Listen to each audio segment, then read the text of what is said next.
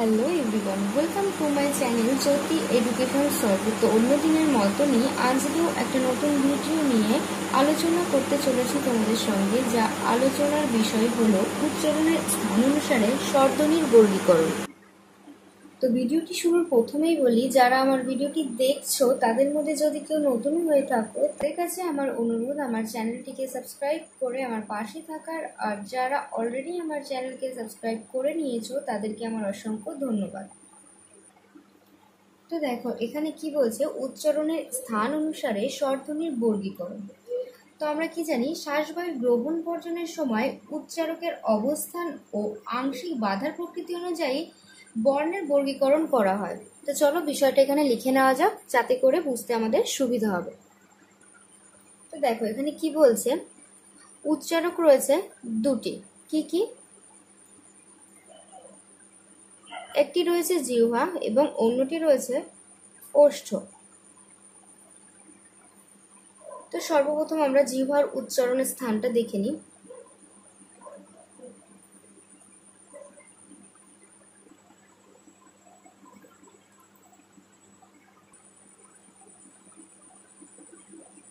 এখানে স্বর ধ্বনি কোনগুলি রয়েছে সেগুলো প্রথমে আমি লিখে নিচ্ছি।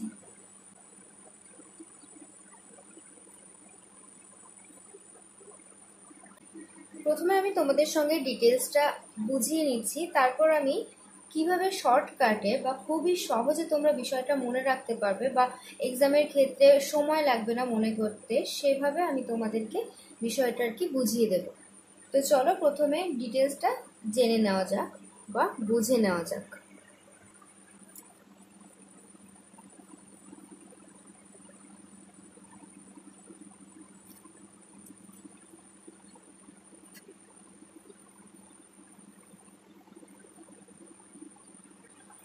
তো এখানে দেখে নাও, ই উচ্চারণ করার ক্ষেত্রে আমাদের জিহ্বার অবস্থান কোথায় থাকছে। জিহ্বাটা থাকছে, ই উচ্চারণ করো, তোমরা নিজেরাই উচ্চারণ করো। ই প্রসারিত হচ্ছে এবং জিহ্বা থাকছে সম্মুখ, উচ্চ সংবৃত্ত। ঠিক একইভাবে তোমরা উটা উচ্চারণ করো, দেখো তোমাদের জিহ্বার স্থান কোথায় থাকছে। উটা প্রথমে হচ্ছে কুঞ্চিত, তারপর রয়েছে পশ্চাৎ। পশ্চাৎ কেন বললাম, এখানে উটা উচ্চারণ করো, উ কুঞ্চিত, আমাদের ঠোঁট জায়গায় ঠোঁটটি দেখো এক জায়গায় কুঁচকে যাচ্ছে, এক জায়গায় চলে আসছে, এবং পশ্চাৎ এই কারণেই আমাদের জিহ্বাটা দেখো পেছন দিকে একটু সরে যাচ্ছে।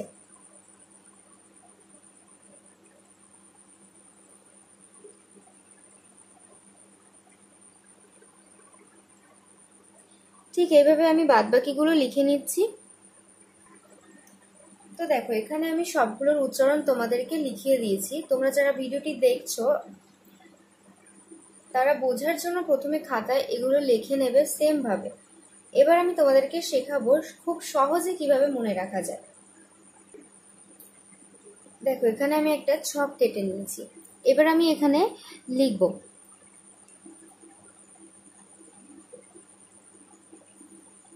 রস্যই রস্যু এ ও এ অ আ।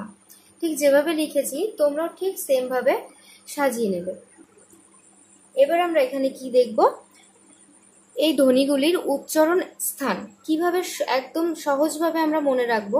তো এক্ষেত্রে তোমরা ওপরে যে লেখাটা আমি লিখে দিয়েছিলাম সেই লেখাটা তোমরা ফলো করো একটু। এখানে রয়েছে প্রথমে রস্যই বা ই। ইটা কি, আমরা যখন উচ্চারণ করছি ইটা, তখন আমাদের ঠোঁট প্রসারিত হচ্ছে, ছড়িয়ে যাচ্ছে। তো এখানে আমরা কি লিখবো, সর্বপ্রথম লিখে নেব প্রসারিত, যেটা আমি আগে লিখে দিয়েছি।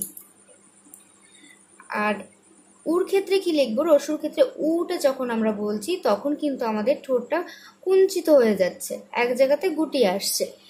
তো এক্ষেত্রে আমরা লিখবো, লিখে নিচ্ছি প্রথমেই কুঞ্চিত। তারপর আমরা লিখবো সম্মুখ। সম্মুখটা আমরা কিভাবে মনে রাখবো, ইটা আমি প্রথমেই লিখেছি, এর জন্য আমরা সম্মুখ মনে রাখবো বা সামনে।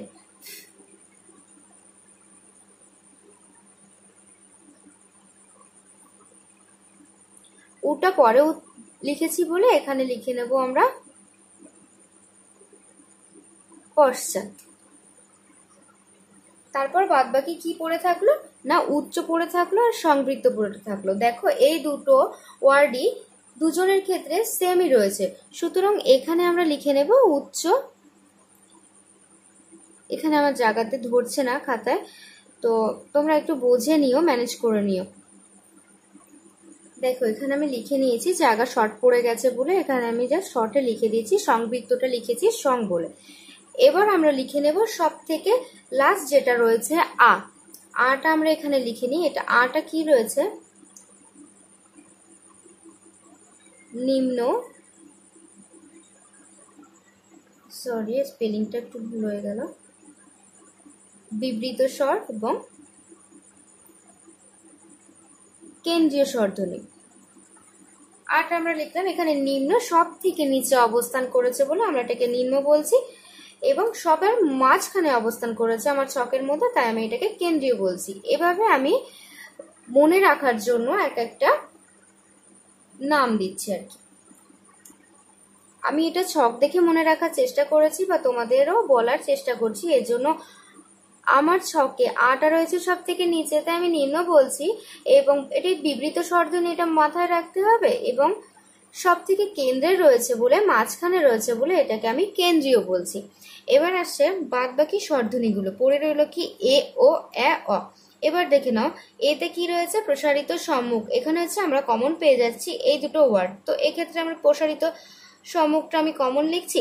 তারপর রয়েছে কি উচ্চ মধ্য এবং অর্ধ সংবৃত্ত। অর্ধ কেন বলছি, এখানে আমি অর্ধ মাঝে রয়েছে বলে আমি এটাকে অর্ধ সংবৃত্ত বলার চেষ্টা করছি, এবং উচ্চ মধ্য বলছি। উচ্চ প্রথমে আমরা লিখেছিলাম উচ্চ, এবং এটি মাঝখানে রয়েছে বলে এটাকে আমি লিখব উচ্চ মধ্য। জাস্ট মনে রাখার জন্য আমি এভাবে ছক কেটে মনে রেখেছি, এর জন্য আমি কখনো এই জিনিসটা ভুলি না। আশা করছি তোমাদেরও সুবিধা হবে। সেম ভাবে এখানে দেখে নাও আমাদের কমন ওয়ার্ড ওর ক্ষেত্রে কি পেয়ে যাচ্ছি, কুঞ্চিত পাচ্ছি, পশ্চাৎ পাচ্ছি। এই দুটি আমি এখানে প্রথমেই বসিয়ে নেব। তারপর চিন্তা রইল পরের দুটি ওয়ার্ড, তো পরের দুটি ওয়ার্ড কি রয়েছে ওর ক্ষেত্রে, উচ্চ মধ্য এবং অর্ধ সংবৃত্ত। তো উচ্চ মধ্য অর্ধ সংবৃত্ত আমি কোথায় পেয়ে যাচ্ছি, প্রথমে এখানেই আমি লিখে নিয়েছিলাম উচ্চ মধ্য এবং অর্ধ সংবৃত্ত, এই দুটি ওয়ার্ড আমি এখানে বসিয়ে দেবো। তো লাগছে না সহজ? তারপর দেখো পড়ে রইল বাদবাকি ওয়ার্ড দুটি এ এবং অ। এটার ক্ষেত্রেও আমি একদম প্রথমে যেটা কমন ওয়ার্ড পেয়ে নিচ্ছি সেটা হলো প্রসারিত সম্মুখ। তো এটার ক্ষেত্রে আমি এখানে প্রসারিত সম্মুখ বসিয়ে দিলাম।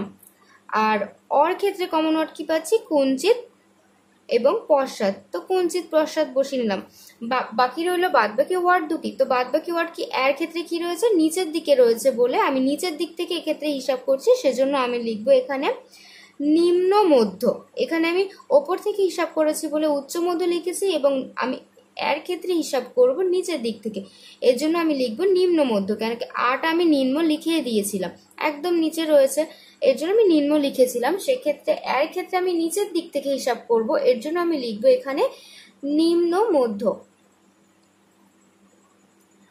আর রইল কি অর্ধ বিবৃত। এক্ষেত্রে আটাকে আমি লিখেছি বিবৃত, সেক্ষেত্রে আমি এটাকে নিচের দিক থেকে হিসাব করছি বলে এক্ষেত্রে আমি আর সংবৃত কথাটি লিখবো না, এক্ষেত্রে লিখবো বিবৃত। সুতরাং এখানে হয়ে যাবে অর্ধ বিবৃত। সেম ভাবে অর ক্ষেত্রেও আমি তাই লিখে নেব, এখানে নিম্ন মধ্য আর অর্ধ বিবৃত। সো আমি হয়তো শর্টকাট তোমাদের বোঝাতে পেরেছি, আশা করছি। তো দেখো এখানে কতটা এবার সহজ হয়ে গেল। আমরা কিভাবে হিসাব করে নেব ছকের মাধ্যমে, রস্যই রস্যু এ ও এ অ আ।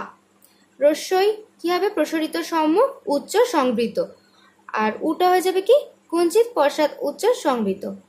এক্ষেত্রে আমি কমন ওয়ার্ড পেয়ে যাচ্ছি এক্ষেত্রে প্রথম দুটি, সেম ভাবে এর ক্ষেত্রেও প্রথম দুটি কমন ওয়ার্ড পেয়ে যাচ্ছি, যেমন প্রসারিত সম্মুখ। আর ও ওর ক্ষেত্রে প্রথম কমন ওয়ার্ড কি কুঞ্চিত পশ্চাৎ কুঞ্চিত পশ্চাৎ। এভাবে আমি প্রথমে লিখে নেব, জাস্ট সাজিয়ে নেব মনে মনে, যাতে আমার কোনো অসুবিধা না হয়। তারপর কি রইল, আর বাদবাকি ওয়ার্ড দুটি কি, এর ক্ষেত্রে হয়ে যাবে উচ্চ মধ্য। উপর দিক থেকে হিসাব করছি বলে আমরা উচ্চ, এবং মাঝখানে রয়েছে বলে মধ্য, উচ্চ মধ্য এবং অর্ধ সংবৃত্ত। প্রথমটা নিয়েছিলাম সংবৃত্ত, এক্ষেত্রে আমরা এই মাঝেরটা নেব অর্ধ সংবৃত্ত। সেম ক্ষেত্রে ওর ক্ষেত্রেও তাই হয়ে যাবে। এবং বাদ বাকি এ এবং অ, এটা আমরা নিচের দিক থেকে হিসাব করছি বলে এক্ষেত্রে নিম্নমধ্য এবং অর্ধ বিবৃত।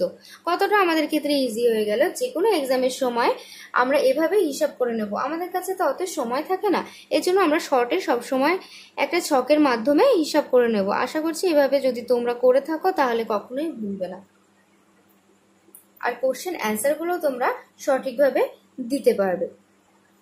আশা করছি তোমাদের বুঝতে কোনো অসুবিধা হয়নি। যদিও এরপরও অসুবিধা হয়ে থাকে তো আমাকে কমেন্ট বক্সে কমেন্ট করো, আমি আবারও তোমাদেরকে বুঝিয়ে দেব।